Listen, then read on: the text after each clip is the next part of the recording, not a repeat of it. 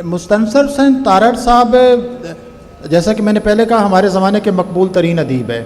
جو مقبول عام ادب ہے عام لوگوں میں اس کا تصور اور ہے، لیکن جو ادبی نقاد ہیں، ادب کے جو سنجیدہ نقاد ہوتے ہیں، ان کے ہاں مقبول عام ادب کو عام طور پر ذرا اس درجے کا سمجھا نہیں جاتا. لیکن تارڑ صاحب نے جو ادب لکھا ہے، جو ناول لکھے ہیں، خواہ وہ پیار کا پہلا شعر ہو، بہاؤ ہو، راکھ ہو، خس و خاشاک زمانے ہوں، کلا جنگی ہو، اے غزال شب ہو، منطق و طیر جدید ہو، اور شعر خالی کوچہ خالی ہو، اور اس کے بعد جو سفر نامے لکھے ہیں وہ اس درجے کے ہیں کہ وہ اردو ناول کی تاریخ میں بہت بلند مقام رکھتے ہیں.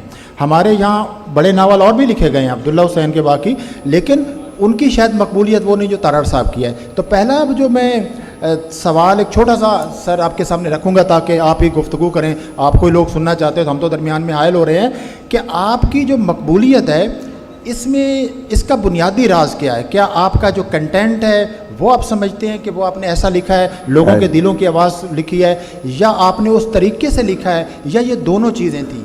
کون سی لفظ آپ نے پکڑی؟ اور یہ میرا خیال ہے کہ میں اچھا لکھتا ہوں اس لیے مقبول. ایک فرینچ مصور تھے تو ان کی تمام کتابیں جو جتنی پینٹنگز کرتے تھے وہ فروخت ہو جاتی، تو ان سے اچھے بھی تھے.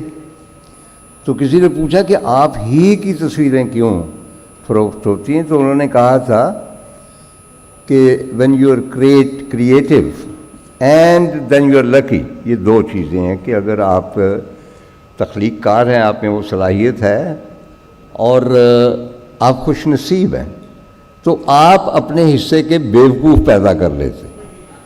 اچھا، بیوقوف سے مراد ہرگز وہ نہیں ہے.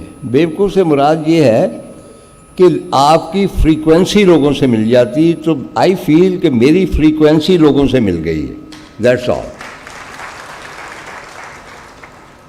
جی آپ نے بھی کچھ کیا؟ یہ نہیں، ایک یہ اتفاق تھا یا آپ نے باقاعدہ اس فریکوینسی کو سیٹ کیا؟ جس طرح پرانے ریڈیو تلاش کرتے تھے تو فریکوینسی تلاش کرتے تھے، تو آپ نے یہ فریکوینسی تلاش کی، یا محض ایک آپ لکھتے لکھتے درمیان میں کوئی لمحہ آیا اور وہ فریکوینسی؟ دیکھیں جی، نہ فریکوینسی تلاش کی جا سکتی ہے نہ پیغمبری، یہ مل جاتی.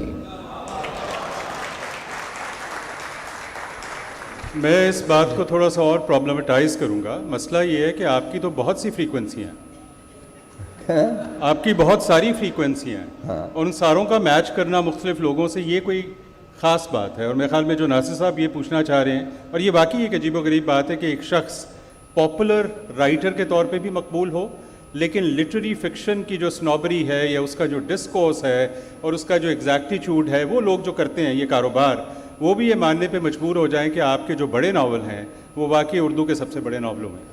دیکھیں بات یہ ہے کہ میں کویشچن آنسر شروع ہو گیا. اگر آپ پاموک کو دیکھیں یا یشار کمال کو دیکھیں یا کدارے کو دیکھیں یا سراما کو دیکھیں یا اپنا گارسیا مارکیز کو دیکھیں، یہ کتنے مقبول لوگ ہیں اور وہ کتنے بڑے ادیب ہیں. تو ہمارے ہاں یہ ہے کہ جس کی کتاب پڑھی رہے اور اس کے پر مکھیاں بیٹھتی رہیں تو وہ کہتے ہیں کہ یہ بڑا ادیب. جس کی فروخت ہو جائے اس کے بارے میں وہ شک شبے میں مبتلا رہتے ہیں. چنانچہ جیسا کہ میں نے کہا ہے کہ بہت سارے لوگوں سے اس لیے فریکوینسی ملتی ہے کہ میری بھی فریکوینسی ایک نہیں ہے، بہت ساری.